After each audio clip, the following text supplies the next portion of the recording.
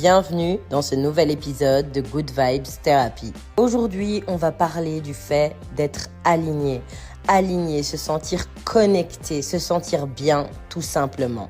Si tu tombes sur cet épisode, je serais absolument pas étonnée que tu sois le genre de personne à en faire trop. Quand je dis en faire trop, je veux dire que tu es probablement le genre de personne qui donne trop, que ce soit au travail, que ce soit avec tes fréquentations, que ce soit en couple, en famille et j'en passe. Et si tu tombes ici, ton message est le suivant. Arrête d'en faire trop. Arrête de forcer et commence à respecter tes ressentis. Apprends à respecter tous ces signaux que ton corps, que ton âme et ton esprit t'envoient quotidiennement, mais que jusqu'à présent, tu ne respectes pas. Pour te donner un exemple concret, quand ton corps te dit qu'il est fatigué, que ton esprit te dit qu'il n'a pas envie et que ton âme n'a pas envie de lever le petit doigt pour cette chose en question, cette situation ou cette personne, tu dois prendre tous ces signaux en considération. En faisant ça, ce que tu vas faire, c'est placer la première pierre à l'édifice de la priorisation. Oui, ma belle, mon beau, parce que c'est comme ça qu'on commence à se prioriser. Se prioriser, c'est s'écouter. C'est s'écouter et faire en considération pour notre bien-être. Parce qu'avant de donner à quoi que ce soit ou qui que ce soit, tu dois d'abord, toi, te sentir bien. Pour prendre un exemple concret, quand tu prends l'avion, et que les hôtesses de l'air sont en train de t'expliquer les consignes de sécurité. Elles te disent bien que avant de vouloir aider qui que ce soit, tu dois d'abord mettre ton masque à oxygène et t'occuper de tout ce qu'il faut pour toi d'abord. Eh bien, dans la vie, c'est absolument pareil. Tu dois d'abord t'aider toi-même pour pouvoir aider correctement toutes les personnes qui t'entourent et qui sont chères à ton cœur. Si tu savais le nombre de personnes qui ont résolu les problèmes de leur vie grâce à ce concept, tu serais vraiment étonné. Et pourtant, c'est quelque chose qu'il faut prendre en considération. Parce que tu sais, en psychologie, on t'explique qu'on ne donne jamais tout. Parce que tout donner, c'est s'époumoner,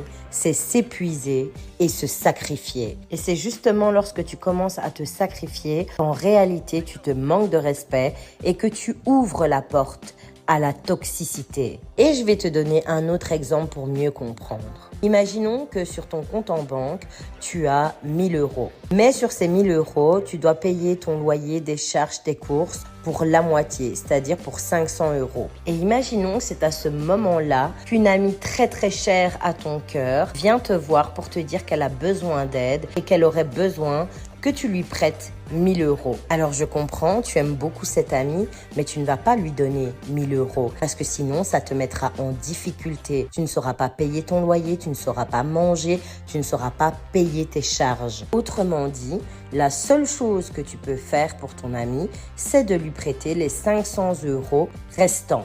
Une fois que tu auras payé tout ce que tu as à payer. C'est la somme maximale que tu pourras lui accorder pour toi-même maintenir ton bien-être et l'aider à résoudre son problème. De cette façon, tu auras été un ou une très bonne amie et en plus de ça, tu l'auras aidé à avancer. Le tout sans te mettre toi-même dans la détresse financière. Et donc, à ce niveau-là, tout est OK. Tu as donné ce que tu pouvais donner. Tu n'as pas tout donner. Par contre, admettons maintenant que tu fasses le choix de tout donner. Ton ami vient en détresse, tu lui files les 1000 euros et puis toi-même, tu es dans la détresse. Tu ne sais pas payer ton loyer, tu ne sais rien payer du tout, tu ne sais même pas ce que tu vas manger. À ce moment-là, il y a vraiment une double chose qui va se passer en toi. Au début, tu seras très heureux d'avoir pu aider ton ami, mais en te retrouvant toi-même dans la détresse, tu finiras par nourrir de la colère envers cette même amie. Parce que quelque part, tu te diras que si elle n'était pas venue te demander de l'aide, tu ne lui aurais pas donné cet argent et tu ne serais pas dans la difficulté. C'est à ce moment-là que l'animosité, la colère et la haine commencent. Et comme tu t'en doutes, tu n'auras probablement pas envie de voir cette amie ou alors tu la presseras de te rendre ton argent le plus vite possible. Bref, la résultante, c'est que la relation va clairement se dégrader. Et dans la vie, à tous les niveaux, et notamment au niveau émotionnel, c'est exactement ce qui se passe quand tu donnes trop.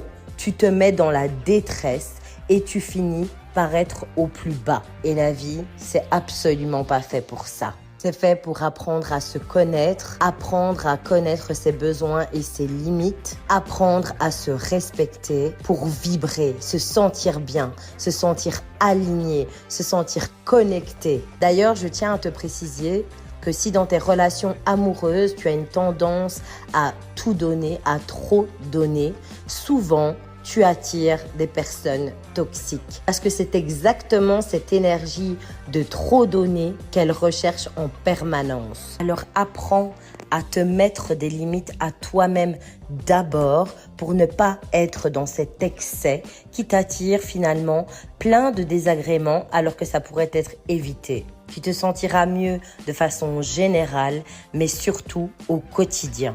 Et c'est ça qu'on veut. Alors si jamais tu ressens une espèce d'obligation de trop faire, trop donner, ça c'est un autre problème. N'hésite pas à prendre une consultation ou un accompagnement. Je suis là pour toi si jamais mes services te parlent, ma vision des choses te parle ou un autre thérapeute. Mais l'essentiel, c'est que tu prennes soin de toi et de tout ton être. Parce que ma belle, mon beau, cette vie, elle est faite pour être savourée à chaque instant. Et ce, malgré les petits désagréments qu'on rencontre tous dans une vie. Mais les plus gros, c'est vraiment ceux qui peuvent être évités. Alors prends ton bien-être, ta tranquillité d'esprit, ta paix du cœur au sérieux. Et pour ça, il faut se fixer à soi-même d'abord des règles et des limites strictes pour protéger ce bien-être, pour protéger cette tranquillité de vie. Et cette décision, il n'y a que toi qui peux la prendre. Car si tu ne le fais pas, personne ne s'arrêtera sur ton cas. Tu es ton propre sauveur, ma belle, mon beau. Alors, prends en considération que tu es beaucoup plus grand que ce que tu n'imagines et que toi aussi, tu mérites le bien-être au quotidien. Alors autorise-toi à te placer ces règles à toi-même et constate à quel point ça transforme ta vie. À quel point elle devient beaucoup plus lumineuse et passe ainsi d'une vie insupportable à une vie bien plus qu'agréable. Et je sais que parfois, ça peut paraître très simple à beaucoup de personnes, mais je t'assure que ça marche. Parce que en tant que personne, j'ai vécu ces situations dans le passé. C'est d'ailleurs comme ça que j'en suis arrivée moi-même à devenir psychothérapeute. Parce que je cherchais à me comprendre sous toutes mes coutures. Et donc, j'ai pris ce chemin et aujourd'hui, j'aide d'autres personnes à mon tour. Quoi qu'il en soit, je t'envoie énormément de force, de courage et d'amour pour affronter cette partie de toi-même, pour lui faire face et la dompter. Parce que oui, je te l'accorde, ce n'est pas chose facile. Mais tu connais quelque chose dans la vie qui est facile et qui vaut vraiment le coup? Je pense pas, non. Si tu as besoin de plus de précisions sur le sujet, j'ai écrit un livre qui s'appelle « Se prioriser, la voie du bonheur ».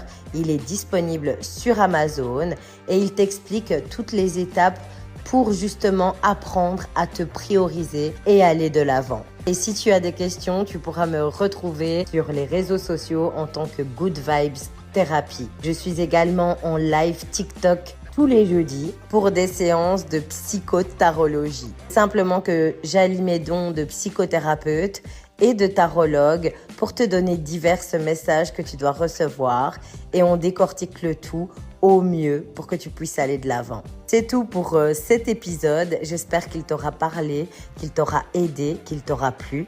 Si c'est le cas, n'hésite pas à t'abonner et à me laisser un petit commentaire. Ça fait toujours plaisir. Dans les prochains épisodes, on va vraiment rentrer dans le vif du sujet en parlant de blessures, en parlant de traumas, comment y faire face, ce genre de choses. Alors encore une fois, mais n'hésite pas à t'abonner parce qu'on va faire de ta vie un vrai petit paradis.